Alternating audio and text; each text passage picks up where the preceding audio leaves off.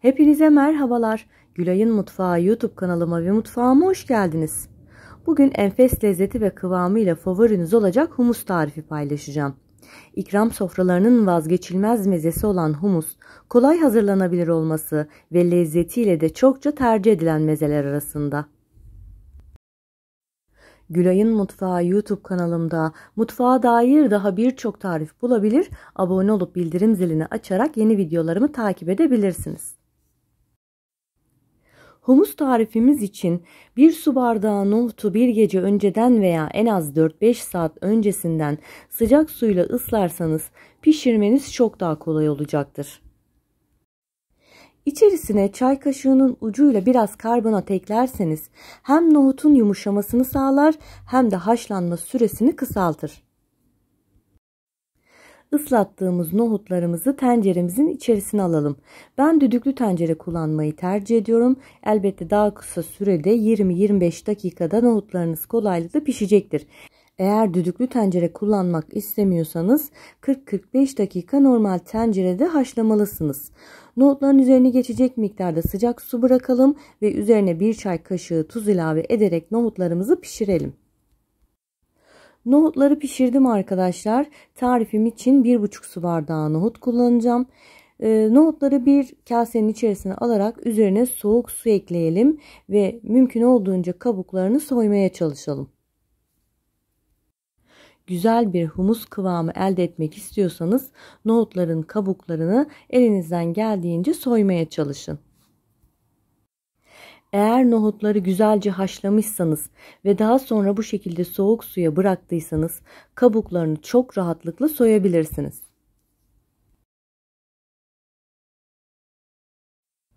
Nohutların kabuklarını soydum arkadaşlar, bu şekilde göstereyim. Şimdi humusun yapım aşamasına geçebiliriz.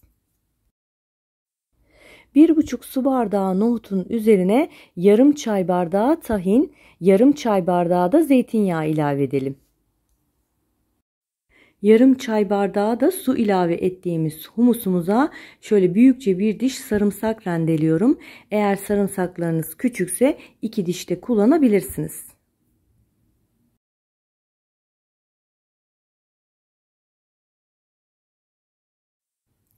Bir çay kaşığı tuz, 1 tatlı kaşığı da kimyon ilave edelim. Kimyon humusa çok yakışıyor arkadaşlar. Şöyle dolu bir tatlı kaşığı kimyon kullanabilirsiniz. Tüm malzemelerimizi mutfakta kullandığımız pratik el rondosundan çekelim.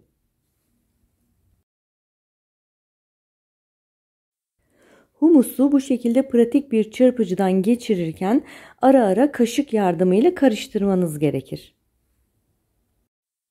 Orta büyüklükte bir adet limonum vardı arkadaşlar. Hemen limonun suyunu sıkarak humus tarifimize ilave edeceğiz.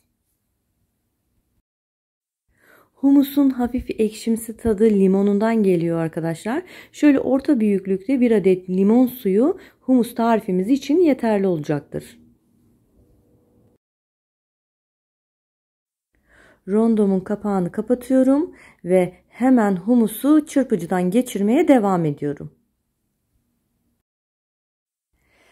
Humusun kıvamı ne kadar pürüzsüz olsun istiyorsanız arkadaşlar o kadar çırpıcıdan geçirmeye devam etmeniz gerekir.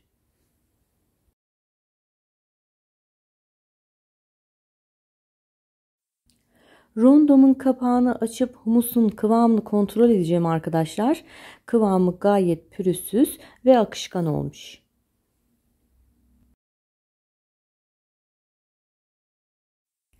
Eğer humusun kıvamının biraz daha akışkan olmasını istiyorsanız içerisine çok az bir miktar süt ilave edebilirsiniz. Süt humusa çok güzel bir lezzet katıyor arkadaşlar.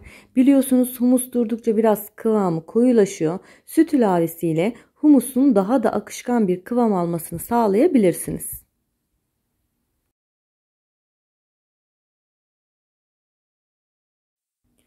Humusun rengi, dokusu, kıvamı, lezzeti çok güzel oldu arkadaşlar. Şimdi humusumuzu servis tabağına alabiliriz.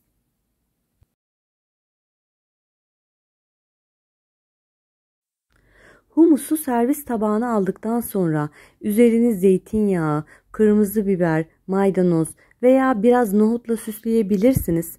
Ben cevizle süslemeyi tercih ettim. Bence humusa çok güzel yakışıyor arkadaşlar. Gelin birlikte cevizli ve pul biberli humusumun üzerini süsleyelim.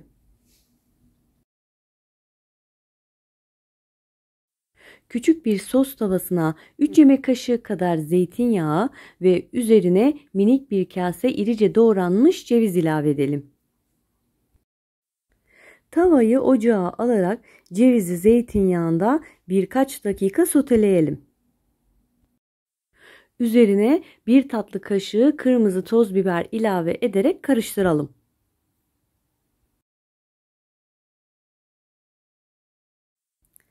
Hazırladığımız cevizli, zeytinyağlı ve kırmızı biberli sosumuzu humusumuzun üzerine serpiştirelim.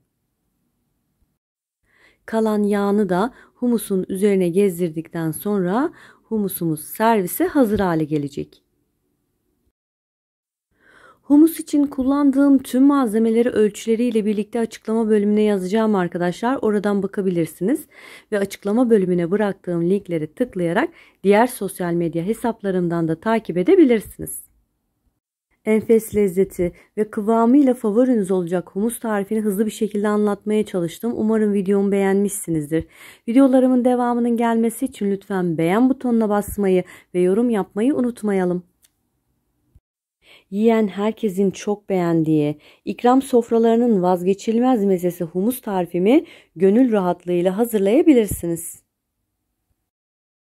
Humus tarifimi yapan, deneyen, yiyen herkese afiyet şifa olsun.